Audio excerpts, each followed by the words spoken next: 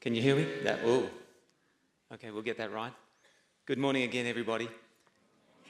And it is a privilege to be here. I'm told that when it looks as if I can't see because the lights are in my eyes, I'm in exactly the right spot. So I guess that must be where I am. What a beautiful spot. Now, it's kind of unfortunate to myself, and I feel a little bit nervous for a couple of reasons. One is that being in Toowoomba here, it's almost hard to believe that you guys would have any problem with lifestyle, and particularly as production of disease. I mean, it's just an absolutely beautiful place. And having actually, I was born in Brisbane, so I still like to watch the state of origin. Unlike, I did all my study in New South Wales, and it's interesting how much we still hang on to our roots. But what a beautiful place it is. And one of the things that also makes me a little bit nervous is that I haven't seen my chemistry teacher from high school since, well, now for over 30 years, and he's sitting in the audience.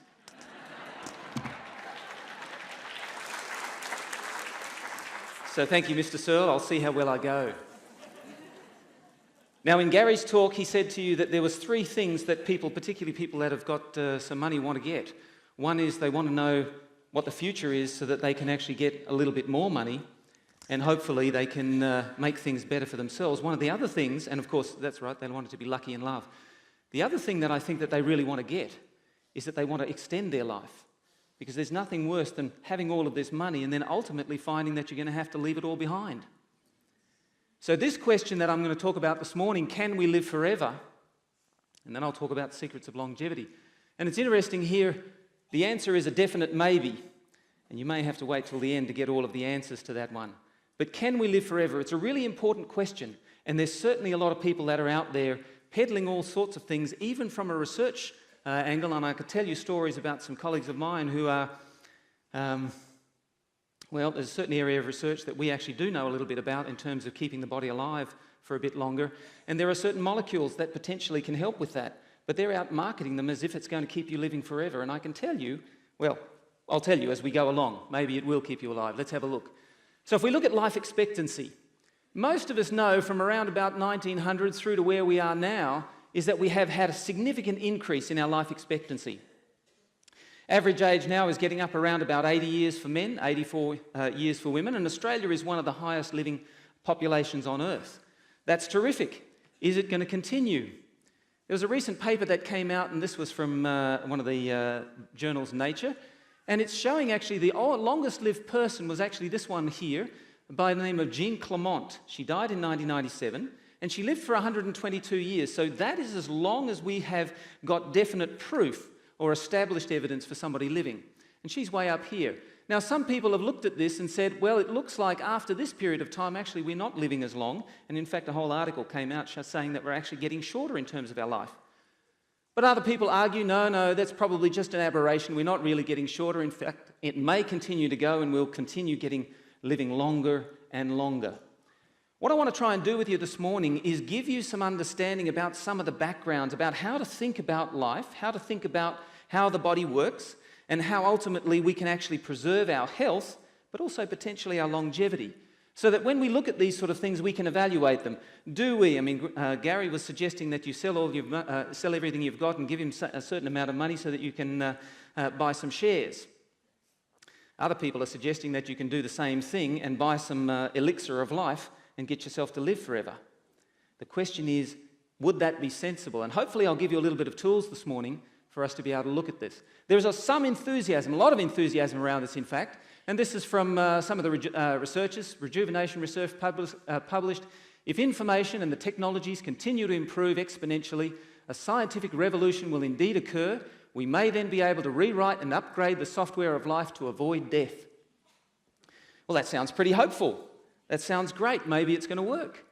Then we've got this one, Aubrey de Grey. He actually, in fact, he got his money actually from his mum who was rich, and he's now set up, he's a scientist himself, but he's set up a research institute called the SENS Foundation, which literally is looking at trying to make us live forever. And he's very enthusiastic. He says, get the word out, educate people that curing aging is not science fiction. I might argue with that. It's science foreseeable. It's going to happen, and the sooner it happens, the better. Getting that word out is really what it's all about. So certainly a lot of excitement out there. I like Groucho's Marx comments. He says, I intend to live forever or die trying. Well, that's not a bad way to look at things. And unfortunately, Groucho Marx did die in 1977. But what sort of evidence do we have? What actually is aging to begin with? And that's a good question to ask. What actually happens when we age? What is aging? Is it actually a thing? Now, if we have a look at what's happening, now I'm showing you here what is pretty obvious to all of us. As we get older, our skin tends to not look quite as plump, doesn't quite hold up quite as well. Men, we think it gives us more character, but it doesn't actually do quite the same as what it did when we were much younger. The question is, now this is the largest organ of the body, and so the question is, what's actually happening with it? What's actually producing those changes? Interestingly, the skin actually survives, or at least we have new skin about every 2 to 4 weeks. So about every month, our skin is completely renewed. So as I tell people, if you want to have good skin in a month's time, make sure you work on what you're doing now. But why is the skin not looking the same for a young person as it does for an old person? And if I were to ask you the question, and it's hard from an audience like this, but if I were to ask you the question, and I've done this with audience, tell me how you could age the skin faster. And immediately people will say, what do? Go out into the sun. And then if I say, well, if you wanted to age your liver faster, what would you do? Well, we could drink some alcohol. And in fact, you can damage both of those by smoking as well. And there's a bunch of other things that you can do that can actually age it faster. So we know we can age it faster.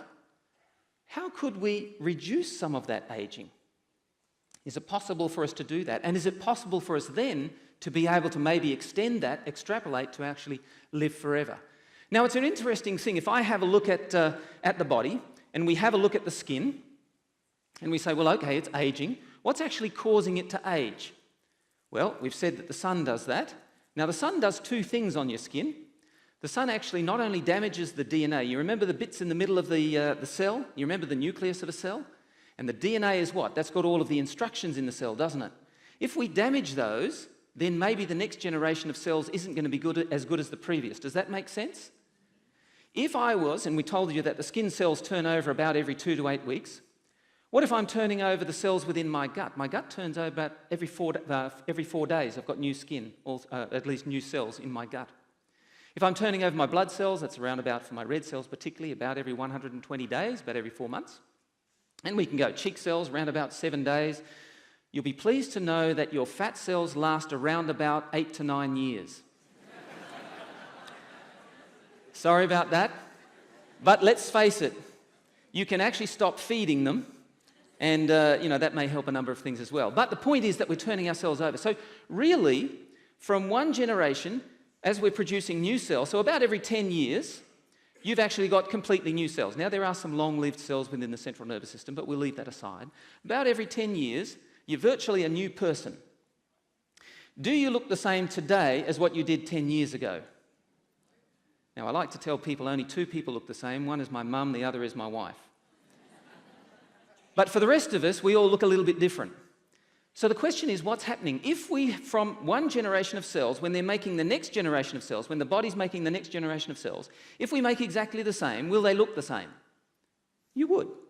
If you were getting the one generation of the cells and the next generation were exactly the same, you would look exactly the same. But there's something that's happening within the cells that's actually causing them to degenerate. What actually is that? Let's have a look. So why do we age? We start off, we know we've got bodies. And within those bodies, we know that that's made up of organs. Underneath the organs is tissues. Then we've got cells. And of course, in that cell, there's the DNA sitting in the middle. Now, if we have a look at that DNA, you can damage that DNA. We've seen that when we actually get sun damage. Has anybody here, and I'm talking to Queenslanders, has anybody here peeled? You go out into the sun and you end up getting that all coming off? Well, that's actually because you've damaged the DNA so much. And let me just come back with that. There we go. You've damaged the DNA so much that the cells themselves have actually died. They've actually done a little self-suicide. And they haven't been able to repair themselves. Now, if from one generation to the next, you actually accumulate a little bit of damage within the DNA, it carries on to the next generation, doesn't it? And as you carry that on to the next generation, that next generation of tissue that it's making up, whether it's skin, heart, liver, lung, etc., that next generation isn't going to look quite as good as the previous generation. Does that make sense? Okay. So if we're going to stop our aging process, we've got to be able to somehow stop that DNA damage. So it's an accumulation of cell debris in the cells as well as direct damage to the cells. These can actually cause the damage that prevents our cells from actually producing themselves in exactly the same way as they would have done when we were younger. So what's damaging that DNA? Well, we all know about these things called free radicals. Now, free radicals are bad. There's another term for it. If we say free radicals are doing damage to a cell, we call it oxidative stress. Everybody knows about psychological stress. Well, this is oxidative stress, and in fact, psychological stress gets turned into oxidative stress. And it's free radical damage that accumulates in the cell. If you produce, or at least if you have too much energy coming into the body, in other words, you're eating too many calories, you'll produce lots of free radicals. If you take on toxins that come in, and we all know about pesticides and things like that, if you switch on the immune system, now we all know we need the immune system for some things, but if we keep the immune system switched on, it's like having an army. And the army's there shooting away, getting rid of all of the invaders, but have they damaged the city themselves? They have. And that's the same with your immune system. You don't want it switched on. It does lots of damage. And then when you've got all of that damage, if you don't remove it, the same way as if you don't remove the rubbish from your house every week, give it a little while and your house will start to stink and it'll start to sort of be a pretty unpleasant place to live in. Well, that's the same sort of thing with cells that, you've got the damage in the cell, but you can't get rid of it. You need to be able to get rid of that, and that's an important part of the aging process. Now, the great thing is that, not quite yet. The other things, we talked about the sun. We've got things like X-rays. You don't want to go along and have an X-ray every week. There's reasons why that's not good for you. There's even some quite toxic elements that could come even through things like, the headache tablets, things like paracetamol. They can actually produce quite a toxic intermediate that can in fact do a lot of damage to the liver if you take too much. And then, of course, I talked about pesticides. Now, fortunately, we have in the body things like antioxidants. Now, I'm just setting you up so that you can understand where how the damage is coming in and how we might be able to protect it later on. So antioxidants in the body has a number of them themselves, but you can actually eat antioxidants. In fact, you can also eat things that do a lot of damage to the body, things that cause free radicals. So if we have a look, there's another thing that people talk about. Now, it's interesting that this particular one called telomeres, these are actually sitting at the end of our, those long bits of DNA. We want to look after them. They're arranged into things called chromosomes. Now, there's no test on this. You don't have to remember it. But just letting you know, and people, when they're talking about aging research, they'll talk about telomeres. We don't want our telomeres to get short, because if they get short, our cells stop dividing. And unfortunately, then, the cells aren't available then for us to, unfortunately, we'll pass away. But, so we want to keep our telomeres long. Now, it was an Australian researcher that actually came up with and was looking at the telomeres a number of years ago, got a Nobel Prize for it. But they sit on the end of our DNA, on the end of these chromosomes, and unfortunately, fortunately they protect the chromosomes, they protect the parts that we want to sort of get the instructions from, but if we damage them by free radicals, they'll get shorter and shorter and shorter, and unfortunately aren't protective, and eventually the cell can't divide anymore, and it will die. So increased free radical attack, this oxidative stress, shortens telomeres. So you really don't want free radicals coming into the body. They're negative things. So when telomeres get too short, the cell stops dividing, and unfortunately, that's that aging process. So a couple of key points here. Number one, free radicals, this oxidative stress, they can produce this cumulative tissue damage from one generation to the next generation of cells, to the next generation of cells, to major components, particularly the cell's DNA, and that increases aging. The higher the rate of DNA damage, the faster the aging process. Does that make sense? The more you're going to damage your DNA, and the less you repair it, the faster you will age. And you can age different tissues faster. We know we can age the skin faster, we can age the eyes faster, we can age the liver faster. But the more DNA damage we have, the faster the aging process. So, we really want to stop aging. How do we do that? Well, prevent all the damage to the cell if we can, or perfectly repair all the damage to the cell. Now, is it possible to do those? Preventing all the damage or perfectly repair all the damage? Well, there's a bunch of things. Stem cells. You can put cells into the body. Is it possible, do you think, that you could put a stem cell that would ultimately make all the different parts of the body? No, it's not. For different parts you could. You want to protect the telomeres. Where do you do all of that? Yes, so you want to stimulate the cell repair processes. You can increase some of the biochemistry. We don't have to go into the details here. We can reduce the free radicals. Now, lifestyle fits very strongly in here, and we can increase antioxidants. The thing is, you can do a lot of stuff to try and get you there, and you can get a fair way, but the trouble is, whatever the method, it must be 100% effective for you to live forever. Do you think we're ever going to come up with something that's 100% effective? No, we won't. We can't. And particularly if we've lived a certain period of time already. This is beyond our current ability because we can't go back very far. There is no credible means in science to allow humans to live indefinitely. There is none. People can talk about it. They can take your money for it. And if you want to pay for it, that's okay. But unfortunately, there is no credible evidence for it. So there's a man who, now he changed his name to FM 2030, born Feridun M. Esfandiari, but changed his name to reflect his goal of living to be 100 by the year 2030. He has also predicted that in 2030 we will be ageless and everyone will have an excellent chance to live forever. 2030, he says, is both a dream and a goal. Now, unfortunately, he died at the age of 69 from pancreatic cancer. It is very sad, and it's sad to see people who pin their hopes on something which is unfortunately a dream which is not likely to be realisable. I could tell you other stories about people who are freezing themselves in different parts of themselves, and sadly we don't have time, but that truly is not something that is going to happen, and it's possible. So immortality is unlikely, but longevity is definitely possible. And not just living a long time, but living a healthy long time. Let's have a look at some of those. The oldest populations on Earth. Dan Buettner came up with these, sponsored through the National Geographic, and the first one was published in 2005. He's since published a book, and then he's had a recent thing come out for the Blue Zones in 2016. Now, it was interesting that when he looked around the world, and he was looking at the oldest populations on Earth, and he looked at Okinawa, Japan, they seem to be the oldest, and Sardinians, these are the original ones, and then in Loma Linda, California, particularly the Seventh-day Adventists, were the ones that were identified as the longest-lived populations on Earth. He's since added the Nicoya in Costa Rica and Ikaria, Greece.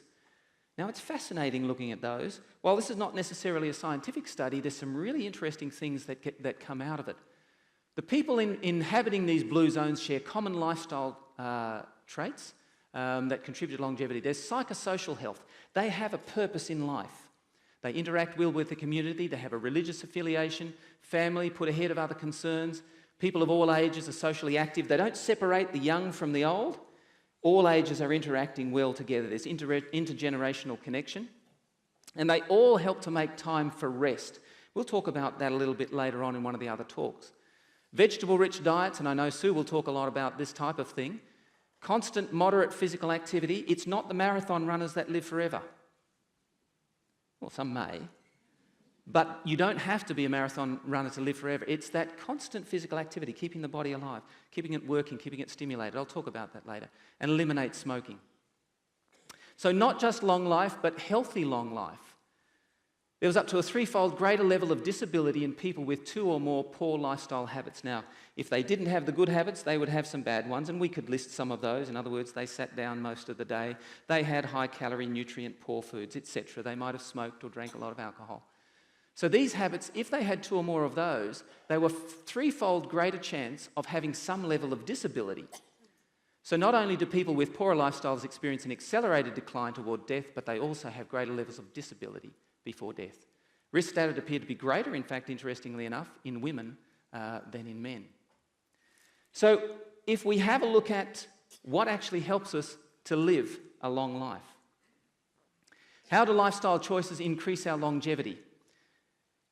And you know, these sort of things are always terrific if we were a little bit more interactive.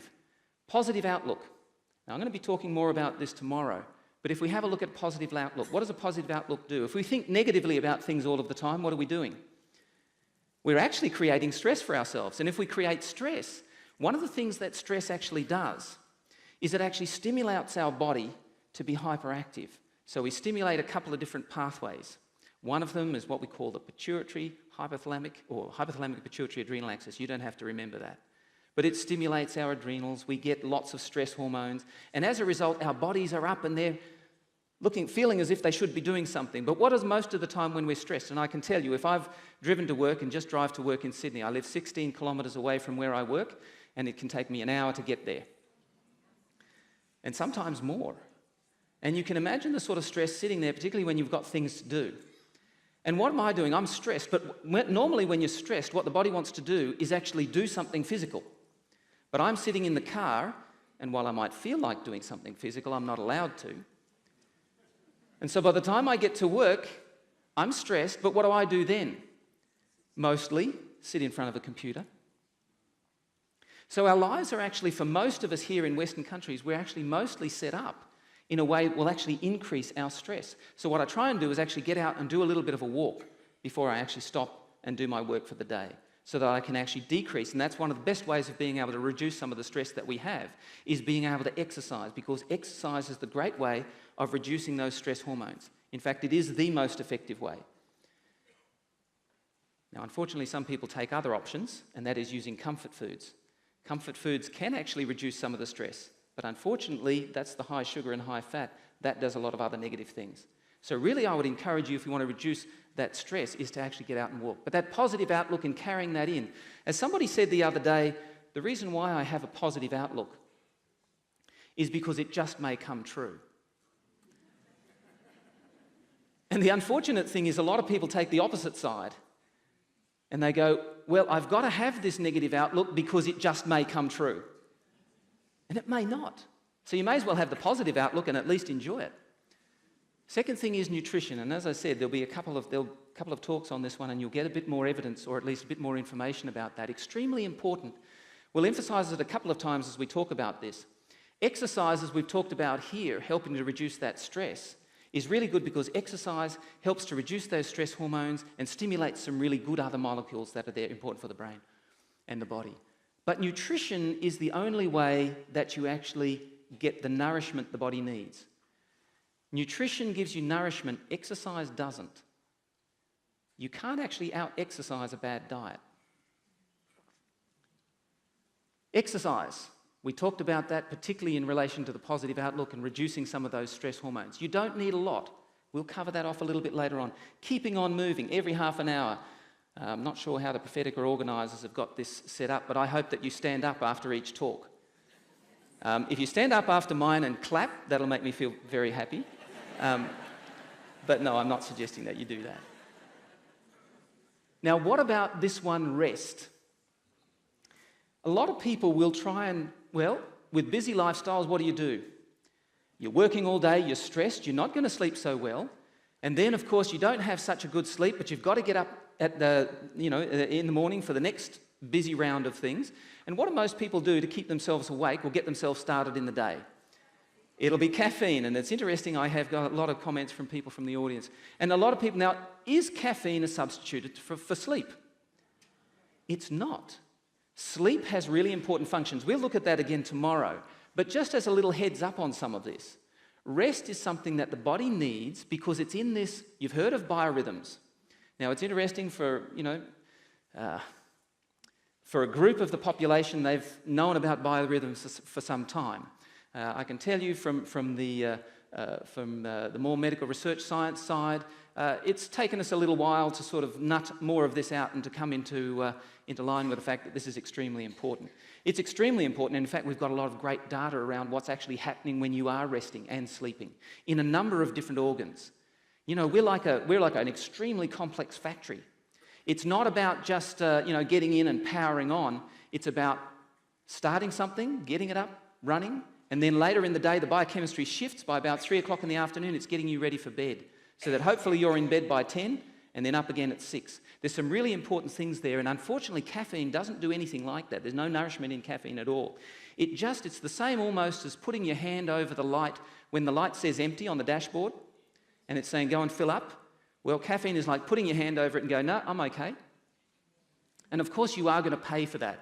In a car, of course, you'll pay for it, but also in the human body, you will as well. So rest is extremely important, something to keep in mind.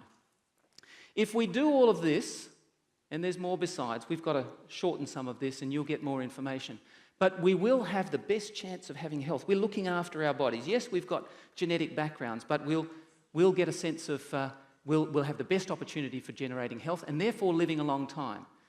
There is another alternative, and it's entirely your choice. Making a few different choices, and we're not about telling you what to do. Certainly I'm not. And we're about telling you about what actually is possible, what's going on in the body, and whether you want to or not, or like it or not, it doesn't make any difference. The fact is these things happen, and then it's your choice whether you accept it or not. I look forward to talking to you again, and I hope you enjoy the rest of the day.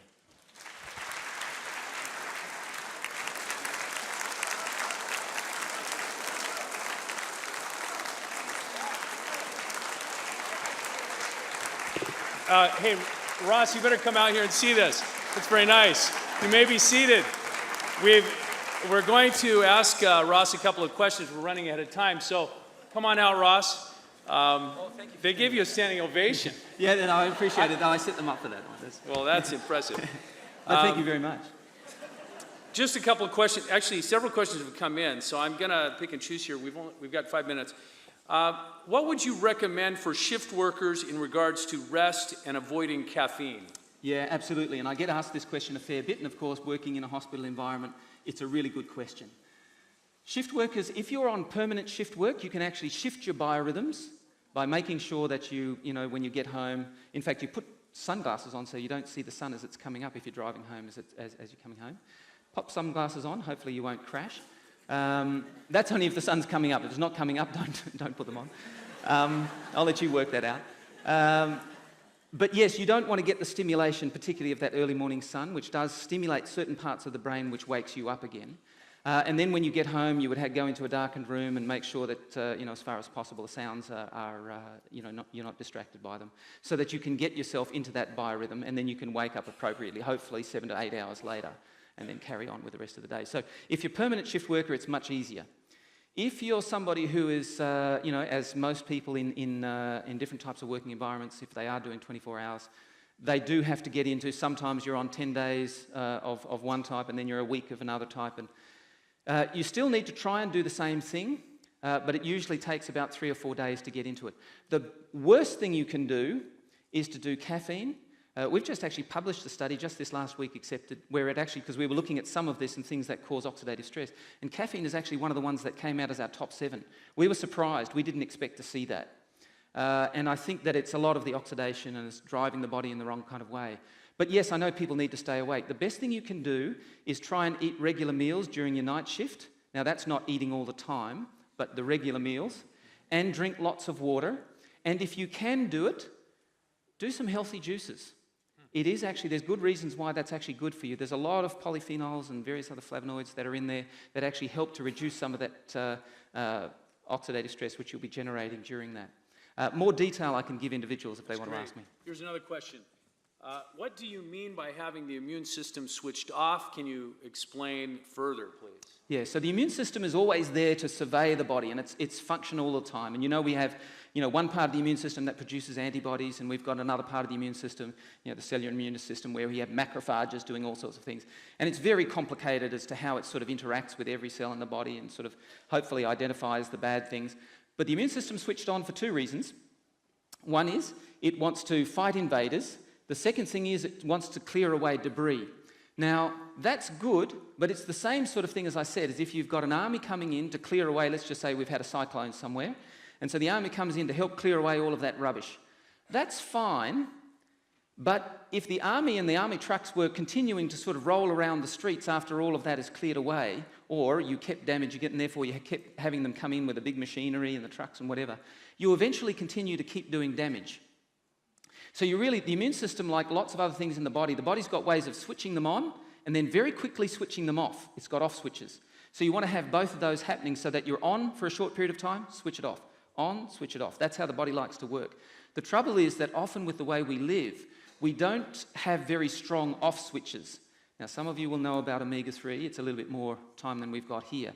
But these are actually very powerful off switches. And we tend to find that we have lots of things that drive our inflammatory activity because we're driving damage to the body. And that is, unfortunately, things like high sugars, high fats, high red meats, these type of things. It's all very significant there in the literature. And certainly alcohol, as I mentioned, caffeine. But the off switches, things like the omega-3s, the greens, veggies, a lot of those will actually help switch it off. So you do want to be able to get those in balance, and you do need to keep them in balance. Thank you. Would you put your hands together and thank Ross Grant once again? And we look forward to hearing from you again.